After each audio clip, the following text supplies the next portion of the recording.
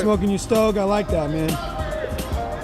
Everybody know one thing about me. I don't care any Hollywood, any on the streets, especially Hollywood rappers. Yeah. We get our paperwork. Yeah. See what all we ever been arrested for. I guarantee you, there's never been nothing for me but straight real and violence.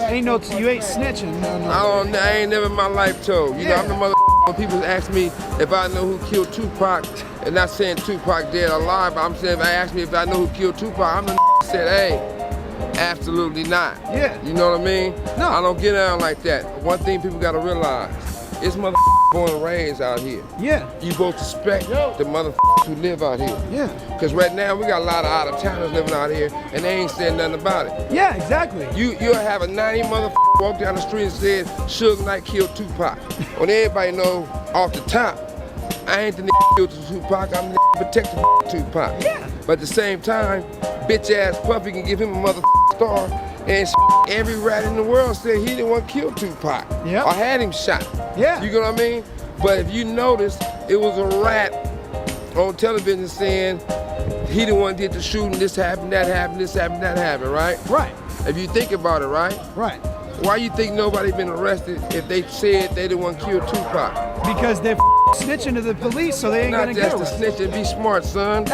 Because Tupac not ain't dead. as smart as you should be. Tupac not dead. If he was dead, they'd be arresting those dudes for murder. You know he's somewhere smoking a Cuban cigar. Side Crips. Here's from Compton, and the LAPD is working the Biggie murder case in LA. And on March 12th, just 3 days into the Biggie murder investigation, the LAPD's Wilshire Division hears from Compton PD that Biggie is believed to have been in Compton's South Park, which was the Southside Crips Park, with the Southside Crips on the day of the vibe party where Biggie was killed, and that Bloods were hanging around and mad-dogging the Crips.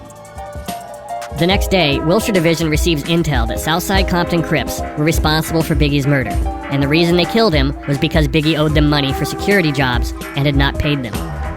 A day later, Wilshire Division Detective Kelly Cooper gets a tip that an FBI informant had gone by Keefe's house in Southside's neighborhood in Compton the night before, and that there was a black Chevy Impala parked behind the house. And of course, Biggie's killer used a mid-90s Impala for the drive-by when Biggie was killed. This informant also tells them that Keefe was known to hang with Biggie when he was in town.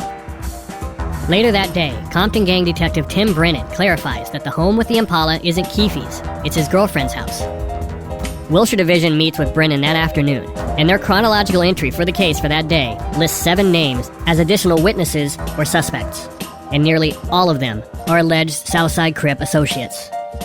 So in just the first week of the Biggie murder investigation, all of these tips are coming in from both Compton PD and the FBI and directly to Wilshire detectives, pointing the finger at Southside. And the Biggie detectives are taking it seriously.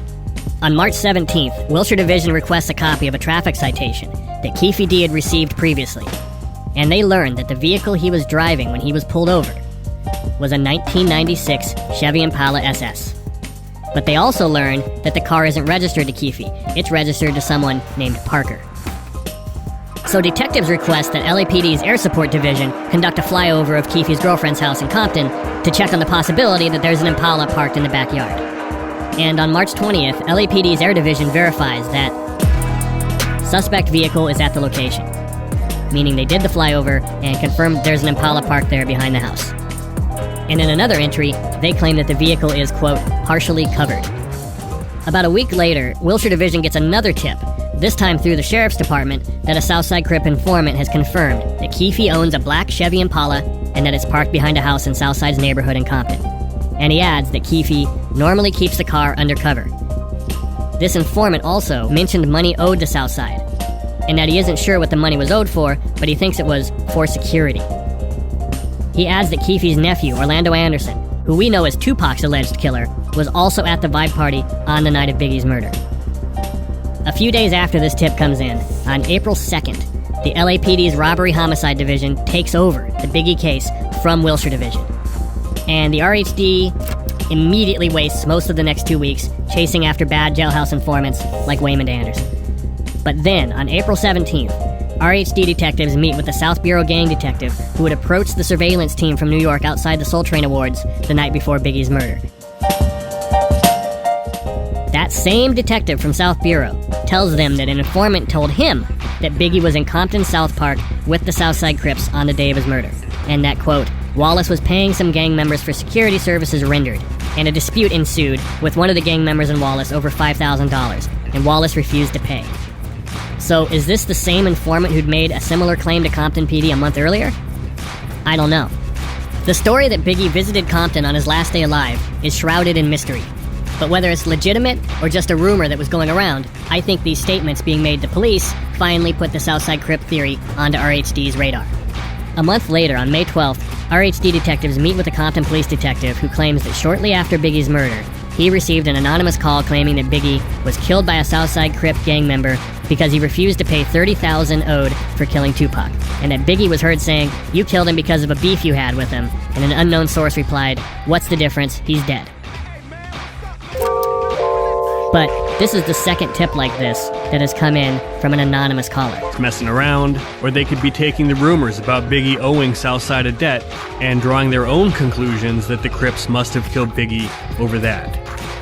The RHD detectives then talk to one of Compton PD's other informants, who says that she's known Keefe and his family for years, and that during a conversation with some people that she refused to identify, she learned that Biggie was killed because he refused to pay the balance of a contract. The contract was in the amount of $1 million for the murder of Tupac. When you guys got out there, Biggie got on the radio. We heard him when we was in Times Square. We heard him on the radio. He was telling his boys that we was out there disrespecting their stomping ground. But, man, they got low riders on in Times Square. Yo, B called me, and he named out a few people and told them to call him. And so that happened the next day. Wait, so the Biggie... Red Hook Brooklyn incident happened the next day. He was on the phone the day before. Wait, so he was on the radio, saying this on the radio, on Hot 97. Live on the radio, and they let him like it was the chat line. Yeah, he was calling out names, B, Gutter, they got the names. You can't make up out the pillowcase, Snot Rag, Baby Boo Boo, they got wild names out there. So he named about 5 or 6 names. And, they next morning when we went to film some pickup shots in the snow and Red Hook. Yes, they shot at us from like about, it had to be at least about a mile and a half away. They were sniping into the trailer, whoever it was. He was sniping into the trailer. How do you know how far away it was? Because nothing else was on that elevation. My line of sight went to the next building that it could have been coming from at that angle, and it was very far away. Very far away. So someone had a sniper and was trying to shoot, and where did it hit? The first bullet came through the window, and... Which window? The window behind me. I was sitting facing the door. In the car? In the trailer. We were in the trailer. Okay. Like, in between sets, you go in the trailer, we smoke and do that. We went there smoking. So it comes through the window. Snoop gets up, brings me the blunt. Another bullet comes through the window. I said, they shooting. Because I heard the first one, but I didn't make it out. And I heard something like, but I didn't see nothing. It wasn't no big splatter or nothing. And then the next bullet came through. So we got on the ground. Security opened the door immediately, fired up the van, snatched everybody out. So what's in the van, told us to stay down. Shot back to Jersey. We was in the hotel in Jersey and got them like flights up out of there within the next couple of hours. I had to stay till the next day when I did damage control on the radio and things like that. Oh, so you got on the radio? Yeah, I got on the radio. What'd you say? I let them know, it was somebody sniped in the trailer, you know what I'm saying? And, it's nothing, something, don't let it get blew out of proportion. It is what it is, you know what I'm saying? Ain't no, wasn't nobody hurt. It's cool, they done made, they left, they done made it back safely. It is what it is, we'll get to the bottom of it. Ain't nobody tripping. It's all love. So you went to the radio station? You went to work? No, they called me in the hotel. Okay. They was trying to see who was still there. They wanted to get them to make statements. So they asked me could I talk to them on the radio, so I talked to them. Did it get reported to the police or anything else like that? I have no idea. I never heard nothing else about it after I left from out of there as far as what took place behind that. We didn't press no charges and make no statements. So after that, it kind of took it to a whole different place. Yeah, it did. It did. It turned it up. It turned it up a notch. But really, we was kind of like respecting the gangsterism about it. Like, you know if they'd have been out here, what would happen. So, okay, they just took it the wrong way. The song was never meant as a diss.